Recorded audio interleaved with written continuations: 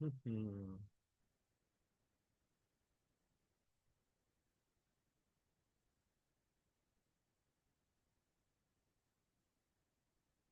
Buenas tardes, buenas tardes. Vamos a dar un minutito para ver si alguien más se conecta. Inmediatamente que alguien más se conecte, empezamos la presentación. Así que, bueno, pues por el momento, aquí estamos, ¿no? Quito la cámara y ahorita en cuanto llegue el siguiente alumno, nos conectamos.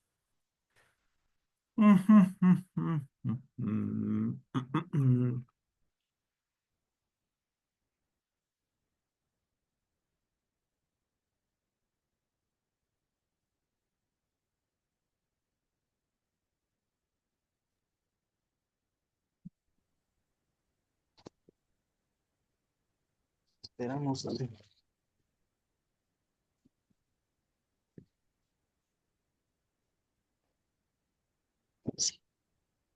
Ah, ¿me hablas? Es que no te escucho muy bien, ¿eh? A ver, se oye muy lejos.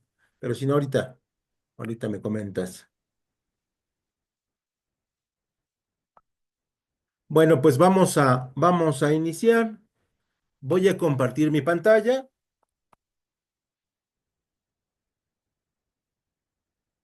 Dejo que cargue la presentación.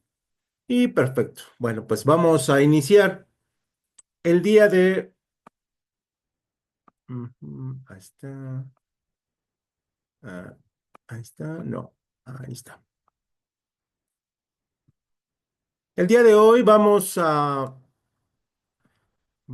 iniciar con nuestro tema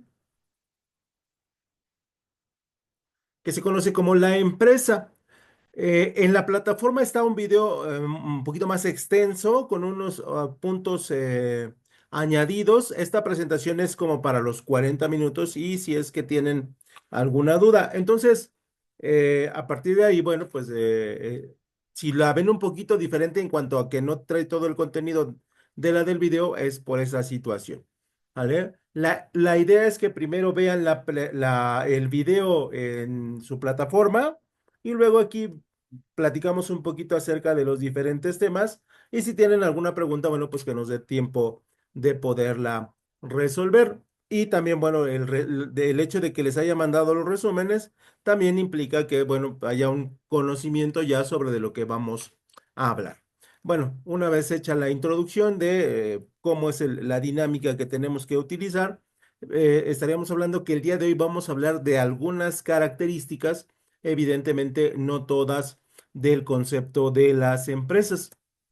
Y en ese sentido, bueno, pues atendiendo a nuestro programa de estudio, esto es el tema número 3. ¿Sale? En teoría, y debo de checar el programa, deberíamos de estar teniendo examen entre el siguiente sábado o dentro de 15 días, pero ya no más.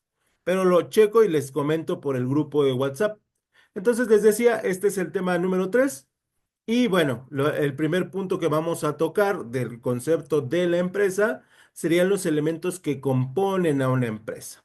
¿Sale? Y dentro de los elementos que componen una empresa, pues está en el número 1 la definición. Y en ese sentido nosotros podríamos decir que una empresa está conformada por varios elementos, entre ellos la cultura, la estructura, el capital humano, la misión y la visión. ¿Sale? ¿Qué quiere decir esto? Que cuando nosotros tenemos una empresa, eh, más allá de que tengamos ya listo nuestro producto o nuestro servicio, nosotros debemos de crear unos elementos que le den cierta certidumbre a las actividades que nosotros vamos a desarrollar. Y esa certidumbre se le da a través de la cultura empresarial, la estructura organizacional, el capital humano, la misión y la visión que la empresa tiene para ser exitosa. Normalmente se crean empresas, se desarrollan empresas con la intención de que éstas, primero que nada, sean exitosas en términos de sus productos o sus servicios. En segundo lugar, que duren muchos años en el mercado. Y en tercer lugar, es que pues a los socios, a los accionistas o a los dueños de la empresa, pues le den para vivir pues prácticamente lo que dure la empresa, ¿no? Entonces, cuando hablamos de esos elementos, estamos arriesgando pues en términos generales el patrimonio de algún accionista o de todos los accionistas. Estamos arriesgando pues el desarrollo de un producto o un servicio y finalmente pues estamos arriesgando de alguna otra manera el patrimonio que hemos desarrollado. Por eso es que cuando se decide formar una empresa se deben utilizar todos los elementos técnicos para que esta empresa sea exitosa y no sea una empresa que desaparezca de la noche a la mañana. ¿Que esto sucede? Sí, por supuesto, pero la intención es que esto no pase. Y dentro de estos elementos que nosotros tenemos que afinar o que tenemos que tener muy claros, pues evidentemente está en el primer lugar la cultura empresarial. La cultura empresarial es lo que nosotros establecemos como los valores que la empresa tiene y que va a desarrollar, las normas de comportamiento que quiero que mi empresa desarrolle y que mis trabajadores van a tener. Por lo tanto, para yo poder hacer una cultura empresarial, necesito tener muy claro cuáles son los valores que yo debo desarrollar, la visión de empresa que quiero tener y los códigos o rituales que la empresa debe poseer, ¿no? Hay empresas que su naturaleza así lo dicta y todos los trabajadores de nivel administrativo van de corbata. ¿No? No puedes entrar si no traes corbata. O no, a ver, en la antigüedad había empresas que decían con la barba y el bigote tú no trabajas aquí. ¿Quieres trabajar aquí? Te la tienes que rasurar. Obviamente eso ya no pasa, ya es mucho más flexible esos elementos en cuanto a la vestimenta o la imagen de las personas, pero sí habrá elementos en los cuales pues, la empresa diga, ¿sabes qué? Yo quiero alumnos solamente de tal escuela. O sabes qué, yo quiero alumnos solamente que sean, perdón, yo quiero solamente trabajadores que sean bilingües, ¿no? Son los rituales que la empresa tiene y bueno, pues ella tiene todo el derecho de determinar qué contrata y qué no contrata. Una vez que tenemos los valores, las creencias, los rituales y los códigos, nosotros podemos determinar una identidad. Y esa identidad corresponde o está cimentada en los valores, creencias, códigos y rituales.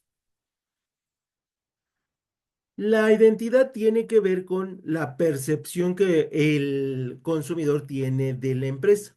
Si yo te dijera, bueno, ¿qué percepción tienes de una empresa como Nike? Y tú podrías decir positiva o negativa. ¿Qué percepción tienes de una empresa como Puma? Positiva o negativa, ¿no? Pero si yo te pregunto, ¿qué percepción tienes, por ejemplo,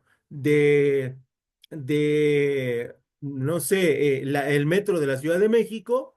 Pues entonces ahí a lo mejor, aunque es una empresa, tu percepción o la identidad que tú le das a esa empresa puede que no sea la mejor y puede que esté muy lejos de ser buena. Y entonces para ello, para tener una identidad y para tener valores y para tener creencias, lo que la empresa hace es que de alguna o de otra manera va a crear una imagen de la que, de la compañía, que no necesariamente, en muchas ocasiones, la imagen corresponde con la cultura empresarial, pero lo ideal es que el consumidor por fuera vea que la empresa sí posee esta cultura, ¿no? Que tiene valores, que tiene creencias, que tiene normas de comportamiento, que tiene códigos y rituales y que tiene una identidad, ¿no? Esa es una buena estrategia de reconocimiento de la marca. En la realidad, las empresas, hay muchas en México, desafortunadamente, que todavía no logran esa cultura empresarial y que desafortunadamente, pues incluso ni siquiera quieren desarrollarla. Pero sí es un elemento importante a la hora de tener empresas exitosas y de hecho es un elemento que lo marca como algo realmente importante. En el segundo elemento que conforma una empresa de forma básica, estaría lo que es la estructura organizacional.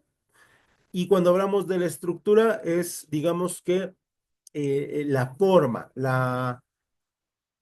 son los cimientos, los castillos, ¿no?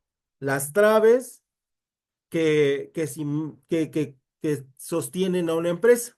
Por lo tanto, cuando hablamos de la estructura organizacional, nos referimos a cómo está compuesta la empresa, por cuántos departamentos, por cuántas divisiones, por cuántas secciones y por cuántos puestos. ¿Sale? Si la empresa es grande, obviamente su estructura, o en este caso su organigrama, que nada más es la representación, su organigrama tendrá que ser muy grande. Si tenemos una empresa pequeñita, pues la estructura tendrá que ser más pequeña. Pero esto no quiere decir que sean mejores las empresas grandes o peores las empresas pequeñas. Lo que nosotros solamente queremos determinar es cómo está constituida la empresa por un número de departamentos, por un número de puestos y por ciertas áreas que tienen más importancia. La estructura también implica que la empresa tenga un orden, ¿no? Hay empresas que tú entras y pareciera que están en desorden. Esas empresas, si bien es cierto, pueden ser exitosas, pues no están dentro de las características eh, administrativas teóricas para funcionar a largo plazo. Entonces, otro elemento de la estructura organizacional es que haya un orden, haya cierto nivel de limpieza, haya cierto nivel de pulcritud en la empresa y que esto se plasme en los departamentos, donde los departamentos van a tener diferentes actividades, diferentes tareas y donde cada una de las personas sabe lo que tiene que hacer.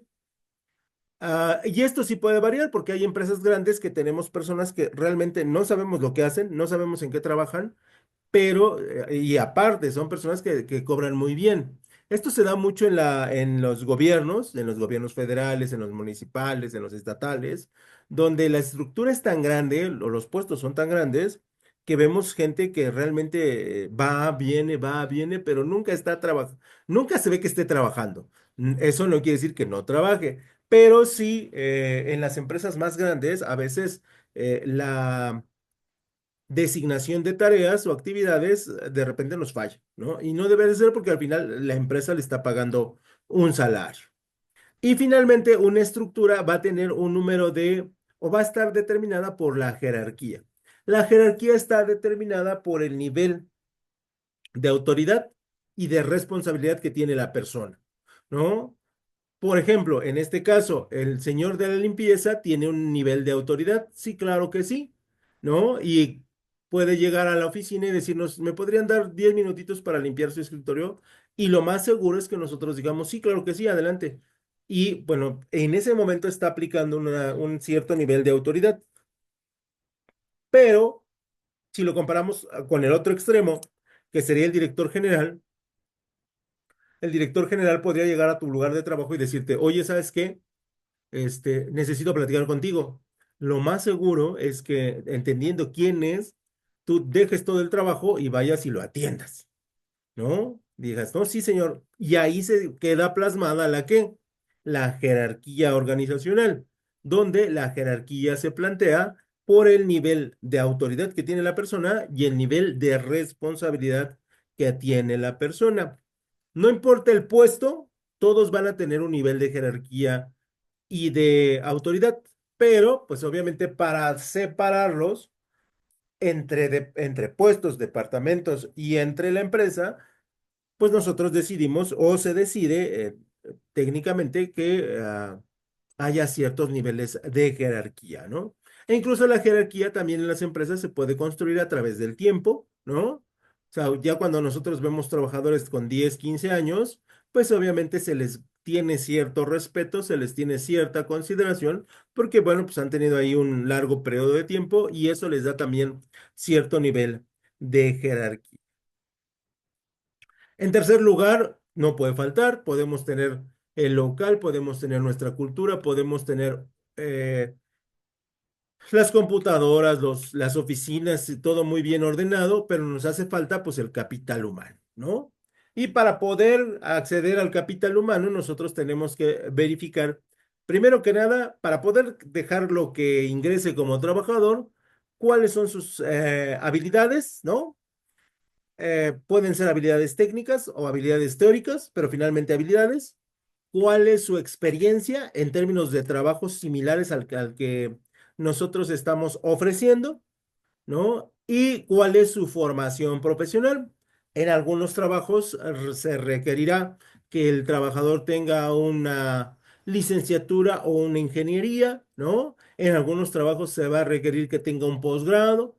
En algunos trabajos ya menores se solicitará que tenga una maestría, ¿no? Y en trabajos muy, muy especializados, de mucha experiencia, se va a solicitar que tenga a lo mejor un doctorado, ¿no? Y a partir de esos elementos nosotros le vamos a dar entrada a los trabajadores, ¿no? También habrá puestos que no requieran una preparación académica tan extensa y bueno, pues a lo mejor con la prepa es es suficiente, ¿no? Y entonces, para poder dejarlos ingresar, nosotros tenemos que ver su habilidad, su experiencia, su formación personal y cómo ha sido productivo en las demás empresas donde ha estado. Obviamente, la experiencia es un elemento que en México se valora mucho porque te olvidas de la capacitación inicial y lo metes rápidamente a ser productivo. Por eso es que cuando los jóvenes piden trabajar, salían egresados de la carrera, les cuesta mucho trabajo conseguir, porque no tienen la experiencia. Eh, Unos porque, bueno, pues no veían necesario trabajar, otros porque, pues, sus trabajos eran diferentes a lo administrativo y, bueno, pues, no lo tienen, ¿no? Y siempre yo recomiendo que a la mitad de la carrera se busque trabajo de lo que se estudia, aunque el salario sea poco, aunque las condiciones sean difíciles, porque eso finalmente te va a abrir la puerta. En segundo lugar, ¿cómo se trata a los empleados? Cómo se les gestiona y cómo se les motiva. Y en México, bueno, tenemos varios elementos sobre los cuales fijarnos para gestionarlos. Primero que nada, si nosotros lo vamos a contratar, necesitamos un salario mínimo que está establecido por la Ley Federal del Trabajo, ¿no? Si no me equivoco, 248 pesos, si no me equivoco, y si no, espero que no sea menos. Luego viene lo que son las prestaciones de ley y luego vendrían otro tipo de prestaciones. Y esta es la forma en la cual nosotros hacemos atractivo el trabajo, ¿no? Ya por el otro lado, cuando está trabajando con nosotros, tenemos que estarlo motivando constantemente. En México, para bien o para mal, se considera que la mejor motivación es el salario, aunque está demostrado que, bueno, no siempre es lo mejor. Y en México, aparte de tu salario, te dan bonos, te dan estímulos, te dan por logro de metas, te dan premios, ¿no? Que es la forma en la que normalmente en México te motivan. Otras empresas te darán producto, ¿no? Que por ejemplo es el caso de Alpura, ¿no? Que cada 30 días te da tu dotación de alguno de los productos que ellos hacen y ellos consideran que eso es motivante. Sí puede serlo, pero también hay otras estrategias que tendrían que ver con la cultura empresarial y con cómo me siento al momento de empezar a trabajar mis 8, mis 10, mis 12 horas en la empresa. Y eso lo tiene que hacer la empresa, forzosamente. Y en el tercer punto hablaremos de qué tipo de ambiente de trabajo se les proporciona. A lo largo de la vida me han tocado llegar a lugares de trabajo donde no quiero trabajar, donde el ambiente ha sido muy difícil. Eh, y también, por lo contrario, me ha tocado trabajar en lugares donde digo, pues aquí el ambiente es muy bonito, ¿no? En el primero es realmente muy pesado estar ahí. En el segundo, pues, si bien el trabajo, todos los trabajos son difíciles, lo hace más llevadero. Y una obligación de las empresas es que el ambiente de trabajo sea sea el propicio. Ambientes de trabajo propicios, que yo llegue y mi equipo con el que yo trabajo, cualquiera que este sea, funcione a la perfección. Ambientes de trabajo propicios, que yo tenga un lugar para poder calentarme mi comida, ¿no? Una vez que empieza mi hora de descanso. Ambientes propicios de trabajo, que yo tenga un lugar donde guardar mis cosas personales y que sepa que nadie las va a tomar. Ambientes de trabajo propicios, que yo vaya al baño y estén limpios con papel y jabón para poderme lavar. Y aunque pareciera como algo muy simple, en el transcurso del recorrido del laboral, nos ha tocado ver cosas muy terribles que no ayudan al ambiente de trabajo propicio, ¿no? Y entonces aquí estamos hablando de cosas muy, muy simples, ¿no? Como que pues me den el equipo necesario, ¿no? Para poder desarrollar mi trabajo, como que los baños estén limpios, como que tengo un lugar donde sentarme a comerme mi comida y poderla calentar, ¿no? Donde la gente pues no me grite, ¿no? Se me hable con respeto. Para el caso de las mujeres hoy en día, que la cosa está muy, muy dura, ¿no? Que pues se les respeten sus derechos, su intimidad y no se le viole pues, la sensación de espacio, ¿no? Que hoy es una situación muy, muy difícil que están atravesando las empresas y eso propicia un ambiente de trabajo. En el número 4, pues la razón de ser de la empresa, ¿no? Que nos va a hablar de la dirección futura y la percepción deseada de la empresa. Yo quiero llegar a un punto. Sí, perfecto. ¿Cuál es ese punto? ¿A dónde quieres llegar?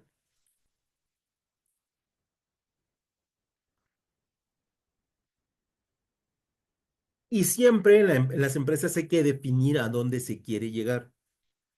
Si nosotros arrancamos con un negocio pequeño, en 5 años no vamos a conquistar el mercado, obviamente, ¿no? Pero, porque esa es una expectativa irreal. Pero lo que sí podemos lograr es decir que vamos a ser la empresa o el negocio dominante de la zona en la cual que yo me encuentro. Esa es una dirección futura y esa es una percepción que deseada, ¿no? No voy a hacerme rico de la empresa tal vez en los primeros 5 años, pero sí me voy a posicionar en un mercado donde ya me alcance para vivir, ¿no? Y entonces estamos teniendo una dirección futura y estamos teniendo una percepción deseada. Y también para construir una empresa hay otros elementos, ¿no? Como, bueno, pues atender a las normas eh, del medio externo, esto es del gobierno, ¿no? Si nosotros queremos formar una empresa, tenemos que dar aviso a Protección Civil, tenemos que dar aviso a los gobiernos estatales, a los gobiernos municipales, tenemos que darle aviso a la Secretaría de Hacienda y Crédito Público, tenemos que darle aviso al Seguro Social, ¿no? Y bueno, pues tenemos que cumplir las normas requeridas, ¿no? Si queremos formar una empresa, necesitamos darnos de alta en la comisión bueno, en el agua, en el SACME, bueno, en la Ciudad de México es el SACME, para que nos llegue el agua y darnos de alta en la compañía de Luz y Fuerza para que nos llegue la luz como empresa, con desarrollo de productos, ¿no? Luego, como digo, como elementos también necesarios para formar una empresa, pues necesitamos el capital social, que es el dinero que nosotros vamos a tener para formar la empresa, el patrimonio social, que serían las cosas que tenemos disponibles para la empresa, el patrimonio neto, que sería la suma del capital social más el patrimonio social, y en algunos casos, ya dependiendo del tipo de empresa que nosotros tengamos, pues estaremos hablando de las acciones, ¿no? ¿Cuántas acciones vamos a vender por año? ¿Cuántos accionistas vamos a recibir? ¿Qué obligaciones van a tener nuestros accionistas? O también porque también hay empresas que dicen, nosotros no vamos a tener accionistas. Estos elementos, que podrían ser pocos, realmente son muchísimos que los empresarios deben atender, que deben de desarrollar y que deben tener listos para cuando se quiera lanzar una empresa. Por eso mucha gente en México, la verdad es que no se anima a montar una empresa porque la realidad es que, pues sí, son entre trámites y entre situaciones que se deben resolver muchos. Y creo que me pasé el título. En nuestro subtema número 2 vamos a hablar de la unidad empresarial y sus distintos aspectos. Y cuando hablamos de los aspectos de la unidad empresarial, pues vamos a referirnos otra vez a la estructura. No puede haber una empresa sin una estructura, donde la estructura se refiere a la organización empresarial que puede tener diferentes niveles de complejidad, ¿no? Hay empresas pequeñitas que, por ejemplo, departamento de contabilidad también es el de recursos humanos, ¿no? Y también es el de finanzas. Y el encargado de la empresa también hace las funciones de vendedor o de gerente de ventas, ¿no? Eh, Dentro de la unidad empresarial, nosotros también vamos a definir el tamaño y aquí se pueden clasificar a las empresas por su tamaño, ¿no? como microempresas con menos de 9 trabajadores, pequeñas empresas con aproximadamente de 1 a 29 trabajadores, empresas medianas que rebasan los 60 trabajadores hasta los 90 y las empresas grandes que van de los 99 a un número indeterminado, ¿no? Y esta clasificación se hace para determinar la complejidad que la empresa puede tener y poderlas clasificar a partir del número de personas con las que cuenta. En tercer lugar, perdón, estaría la propiedad, ¿no? Y dentro de la propiedad nos referimos al sector económico al cual pertenecen. En México tenemos 3 sectores y dentro de esos sectores está el sector primario, que son productos básicos, productos de la agricultura, de la ganadería, de la pesca y de la extracción, como las empresas mineras, ¿no? Sectores secundarios que serían todas las empresas que transforman materias primas en productos ya terminados para consumo final, o sea, esto es para nosotros y empresas terciarias, que serían pues todas las empresas de entretenimiento, de diversión, de servicios con las que nosotros podemos contar en nuestra localidad, ¿no? Por ejemplo, la señora que nos corta el cabello es una empresa de servicios o un negocio de servicios. Los que tienen Netflix, Amazon, Apple TV y todas esas cosas son empresas de servicios que están contratadas, ¿no? Y de alguna otra manera, bueno, pues ahí se clasifican. Y dentro de los sectores, dentro de las propiedades, eh, podemos hablar de que hay propiedades de capital eh, privado, ¿no? Empresas 100% de personas normales como tú y como yo. Empresas de capital mixto, donde tenemos al gobierno y al privado que pueden trabajar juntos, como va a ser el caso de los ferrocarriles que se van a instalar entre México Querétaro, México Hidalgo, Querétaro Irapuato y México Tijuana, que creo que va a ser el más largo, que van a estar compartidos, y capitales de carácter internacional para ciertos trabajos que, eh, bueno, representan ya obras muy, muy grandes, ¿no? El único que se me viene a la mente y que sí conozco es, por ejemplo, el Canal de Panamá, que tuvo inversión privada, inversión pública y el gobierno trajo de Estados Unidos gente especializada para poder desarrollar la parte de la ingeniería, ¿no? Entonces ahí son productos, son proyectos que son realmente muy, muy grandes.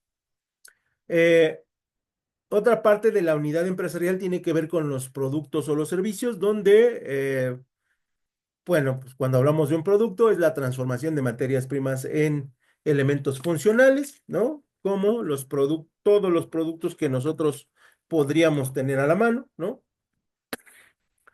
Y los servicios se catalogan como elementos que nos permiten la facilidad de alguna actividad, ¿no? Como les decía, como te decía, la gente que nos corta el cabello, la gente que pone uñas, la gente que nos transporta, ¿no? A través de sus sistemas, eh, a través de sus rutas, ¿no? Pueden ser camiones, micros, taxis, bicitaxis, incluso motos, Ubers, ¿no? Y tanto productos como servicios se pueden clasificar de acuerdo al nivel de importancia que éste tiene, ¿no? Habrá productos que por su importancia sean muy fáciles de vender. Por ejemplo, la tortilla, ¿no? O sea, la tortilla es un producto que prácticamente todos utilizamos y que se vende prácticamente solo, ¿no? Y los servicios, ¿no? Por ejemplo, la luz o el gas. O sea, nunca se cuestionan si los necesitamos o no, porque se da por sentado que se van a vender. Tenemos estos productos que son importantísimos y que siempre usamos, pero también habrá otros que digas tú, esto no lo compro porque no me sirve, ¿no? Esto no lo adquiero porque no me sirve o porque a mí no me representa pues un atractivo como consumidor, ¿no? Entonces, en ese sentido, todas las empresas tratan de tomar decisiones para que su producto se vuelva, ¿qué? Se vuelva muy atractivo, se vuelva necesario para que la gente lo pueda comprar y en ese sentido, pues las empresas siempre van a estar eh, en la idea, en la búsqueda de un concepto que te haga saber que tú necesitas el producto, aunque a lo mejor en realidad no lo necesites, ¿no? Pero siempre vamos a estar en esa lucha los que, bueno, las empresas y los que, bueno, tienen empresas, ¿no?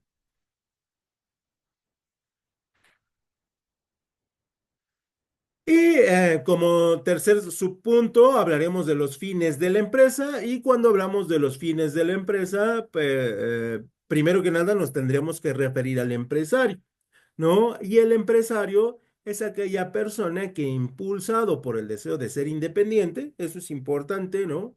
Este, eh, de no trabajar para otros y crear y desarrollar una idea que representa la posible solución o el deseo o necesidad del consumidor, pues va a tener todo un proceso, ¿no? Yo no le quiero trabajar a otra persona para que la otra persona me explote. Yo quiero trabajar a mí y autoexplotarme y voy a desarrollar un producto o un servicio. Y para desarrollarlo, yo tengo que organizar, yo tengo que dirigir, yo tengo que tomar cierto nivel de riesgos y tengo que desarrollar y operar mi propio ¿qué?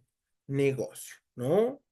Puede ser que al inicio de nuestro negocio, de nuestra empresa, pues sea de manera muy empírica, ¿no? El desarrollo de nuestra empresa, pero conforme vamos aprendiendo del negocio, vamos perfeccionando y vamos haciendo elementos mucho más serios y mucho más técnicos, ¿no? Que de hecho es la diferencia entre los negocios pequeños y los negocios grandes. Dejamos el concepto de empresario y establecemos que los fines de una empresa son el resultado que busca alcanzar, que se busca alcanzar en un periodo de tiempo. Normalmente el resultado de cualquier empresa tiende a ser que económico, ¿no? Yo monto un negocio para obtener ganancias, yo monto un pequeño emprendimiento para vivir de ahí, yo monto un negocio y arriesgo capital para que me deje mucha más ganancia, ¿no? Pero no todas las empresas son de carácter económico, aunque sí la mayoría, ¿no? En ese sentido, pues el fin de un grueso de empresas o un montón de empresas es el económico y se trata de mantener o aumentar la rentabilidad. Esto es obtener mayor productividad y generar beneficios. Y la regla básica es muy simple. Yo produzco barato y vendo caro. Lo más caro que se pueda.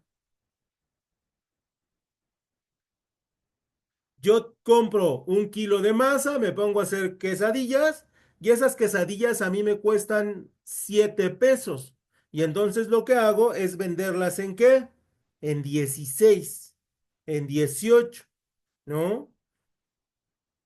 Y ese precio está fijado ¿por quién? Por el consumidor que determina que mi producto vale ese precio.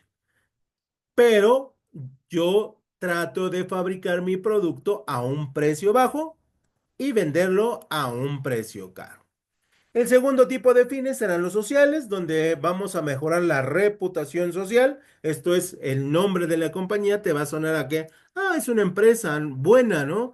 Por ejemplo, si hablamos de Bimbo, si hablamos de Marinela, si hablamos de Gamesa, bueno, Gamesa ya no existe. Si hablamos de Kentucky Fried Chicken, si hablamos de Little Caesar, hablamos de empresas que tienen una reputación que dices, son buenas empresas. Estas también van a contribuir al desarrollo social. Esto es, ¿cómo contribuye una empresa al desarrollo social? A través de empleo, a través de impuestos y a través de productos. Y también vamos a mejorar las condiciones de vida de un público porque le vamos a ofrecer un producto que no existe, un producto que lo va a satisfacer y un producto que le va a facilitar su vida. Por lo tanto, el propósito de una empresa es su razón de existir y esta se resuelve al inicio de las operaciones a través de la cultura empresarial y a través de las estrategias empresariales. Por lo tanto, el propósito debe ser consistente a largo plazo y estar enfocado a los valores. Yo voy a vender quesadillas, quesadillas de 1 metro de diámetro, bueno, serán por acá, ¿sí? ¿No? Y van a ser las más ricas de la colonia, van a ser las más rellenas de mi colonia. Ese es mi propósito y sobre de ese yo voy a ejecutar los valores. No importa si llega una persona arreglada, no importa si viene una persona desarreglada, no importa si me pagan con tarjeta, no importa si me pagan con monedas de a peso. Al final yo voy a dar el mismo producto siempre a cambio de cierta cantidad de dinero. Ahí estamos cumpliendo con los valores, con la ética y con el consumidor. Y esto se desarrolla en prácticamente todas las empresas. Y ya para terminar, hablaremos un poquito de la responsabilidad social, que desafortunadamente en todas las empresas es limitada, ¿no? Esa es la realidad. Y la responsabilidad social empresarial es un enfoque que integra los valores éticos y las normas de una empresa con un desarrollo humano, comunitario y ambiental, ¿no? Hoy buscamos el equilibrio y que ese equilibrio pues nos permita ser responsables con la sociedad. Y por el otro lado, la ética empresarial es el conjunto de principios que guían las acciones de una empresa, ¿no? Los elementos morales no los da la sociedad, los elementos éticos no los da la profesión. Y dentro de las características de la responsabilidad social empresarial, estaríamos hablando de promover la igualdad, el desarrollo humano, comunitario y ambiental y cumplir con las leyes y valores éticos. Por un lado, promovemos la parte social y moral de la comunidad y por el otro lado, cumplimos las normas éticas que nos ponen las políticas, en sus diferentes ramas, ya sean los gobiernos federales, ya sean los gobiernos municipales o ya sean los gobiernos estatales. Y en ese sentido, nosotros tendríamos que tener énfasis en la ética empresarial, que la ética está construida a través de mi cultura como empresa, a través de los valores que yo ejecuto y a través del desarrollo constante de mis clientes y de mis empleados, donde los he respetado, les los he atendido y los he desarrollado.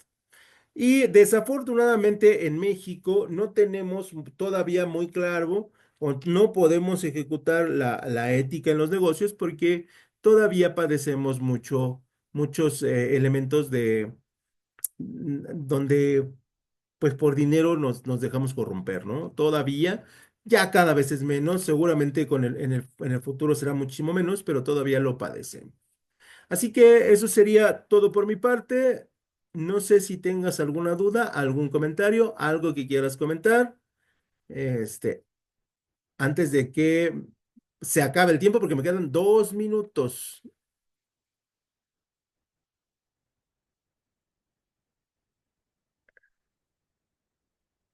¿Dudas?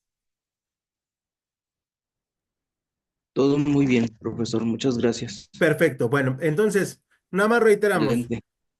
Tenemos que ver el video, tenemos que hacer el resumen y luego ya entramos a clase y con eso, en teoría, pues amarramos todo lo que el profesor pueda decir. Voy a ver si tenemos examen la próxima semana y si tenemos examen, les estaría mandando el tema y una guía. La guía donde la vamos a resolver de los 3 temas que les acabo de mandar, ¿no?